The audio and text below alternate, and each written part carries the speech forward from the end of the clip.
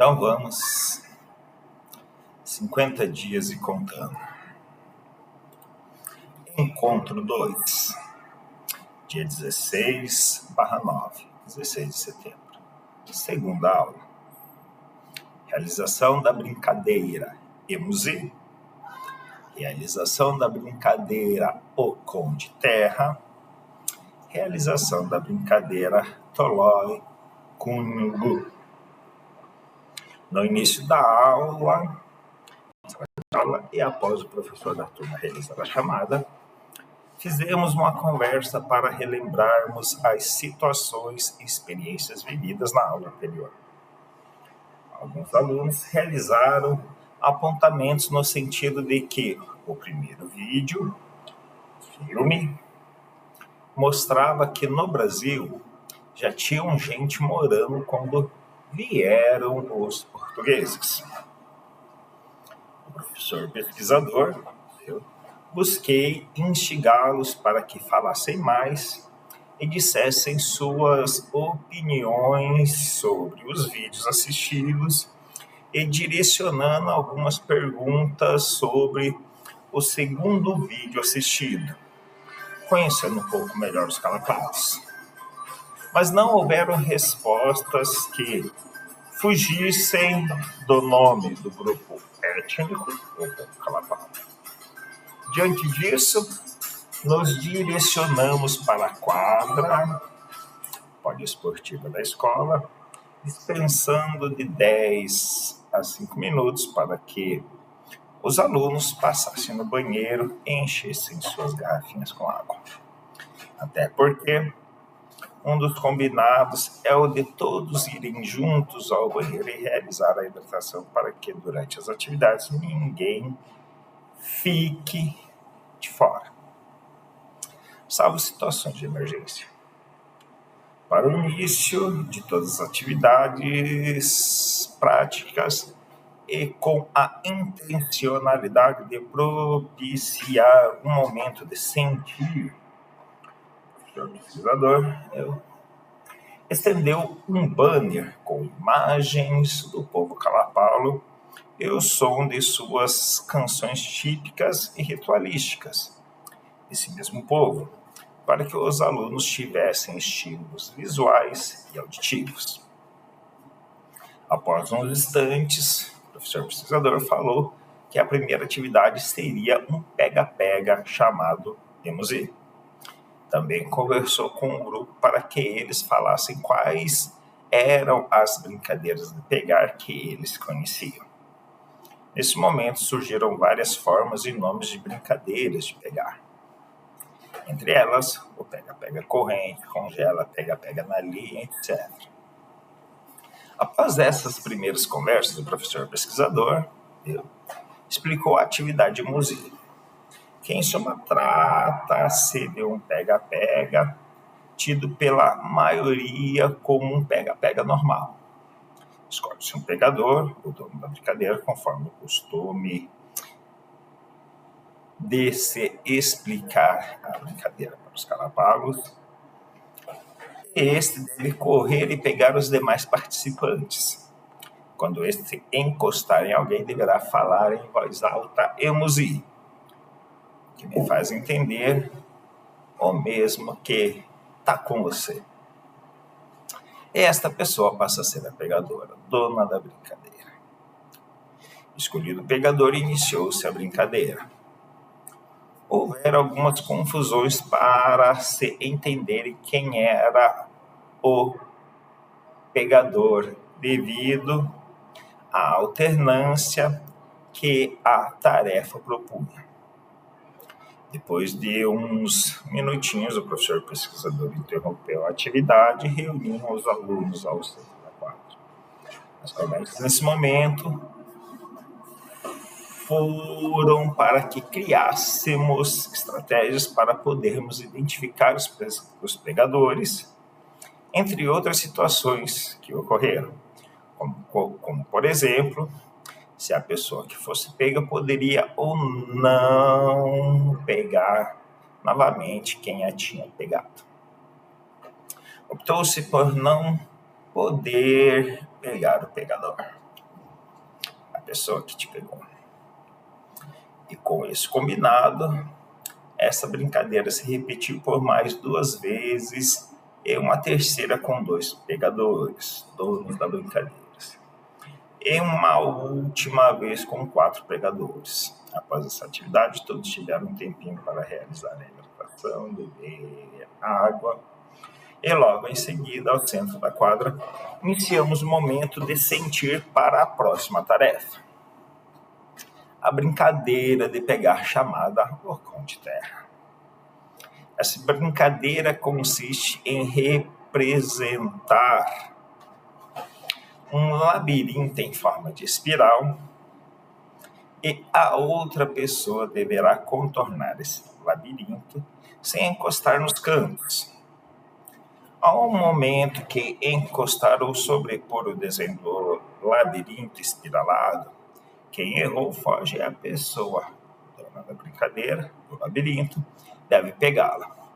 Antes de se iniciar a brincadeira, o professor pesquisador Leo comentou que o povo calapalo vive muito perto das florestas e que aquela região existem marimbondos. O professor pesquisador perguntou para os alunos se eles conheciam ou sabiam o que é marimbondo. As respostas foram as mais variadas possíveis, desde um tipo de abelha até um tipo de inseto. Depois as perguntas foram sobre o tipo de habitação, sobre a casa do marimbondo.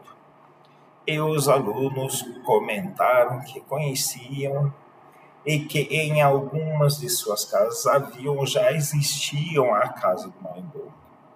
O professor perguntou se alguém sabia o nome da casa do marimbondo. E 3 alunos responderam Meia. Desse ponto em diante, o professor questionou a respeito do que acontece se alguém destrói a casa, a colmeia do marimbondo. Os alunos responderam que eles saem voando e atacam quem está perto. Nesse sentido, o professor pesquisador contextualizou a brincadeira e realizou-se um combinado de que a pessoa que fosse pega pelo marimbondo, o dono da brincadeira, não seria beliscado.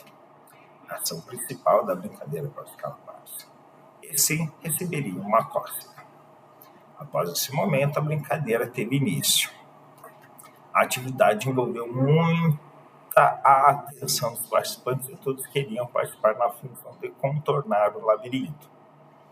Uns faziam um labirinto bem pequeno e poucos o faziam com espaço suficiente para que o outro pudesse contornar.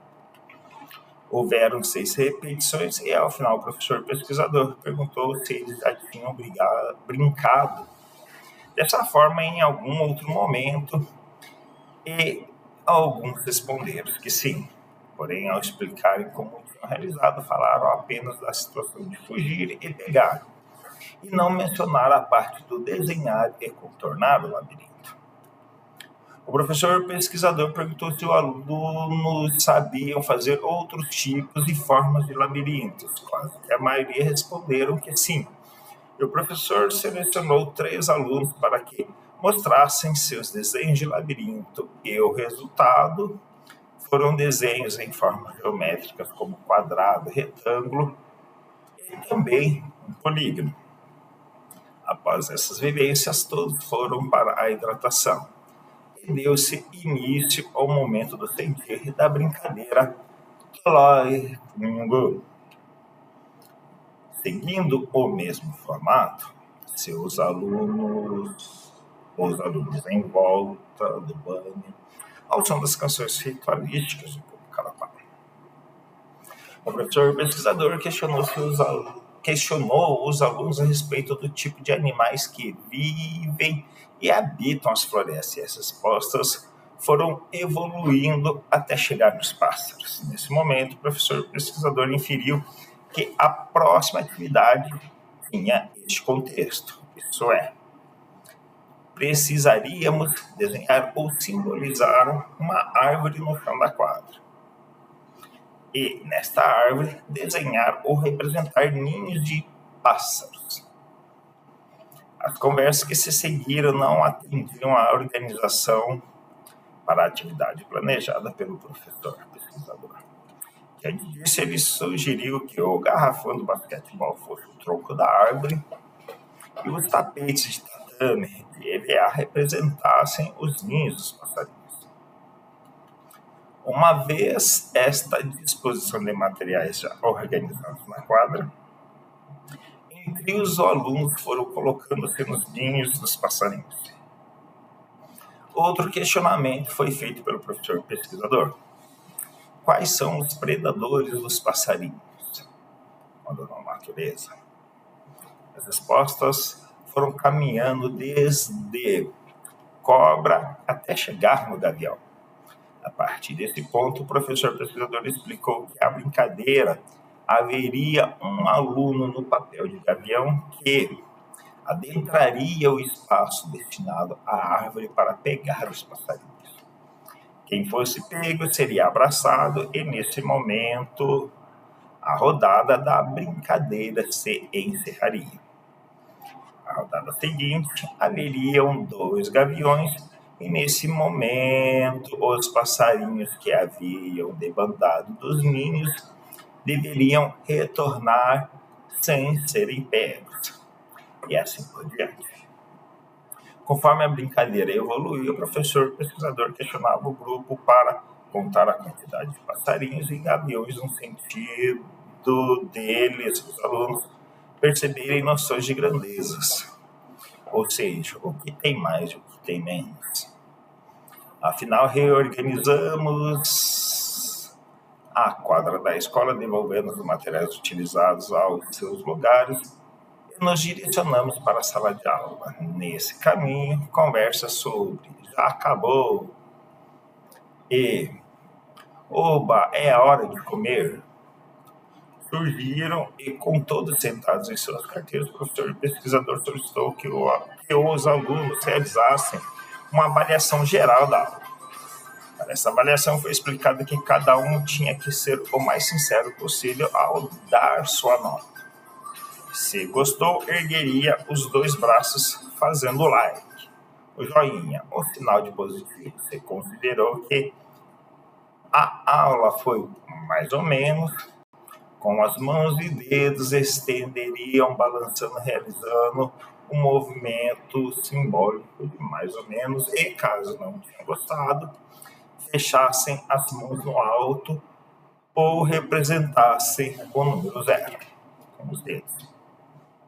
Ao final do professor pesquisador, todos deram suas notas visivelmente. Para a primeira impressão, foi a de que a maioria gostou, expressando o sinal de positivo. Este momento foi registrado por falta e, posteriormente, mensurado os percentuais avaliativos. Também foi entregue aos alunos uma ficha avaliativa que os mesmos deveriam levar para casa como tarefa e desenhar a brincadeira do povo calapalo que mais gostou de participar. Esta representação faz parte do momento de refletir sobre as vivências experienciadas no dia.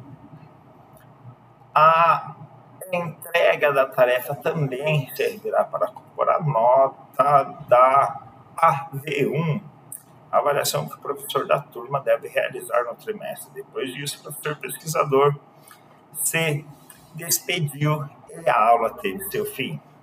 Nesses dias faltaram 1, 2, 3 alunos. Finish!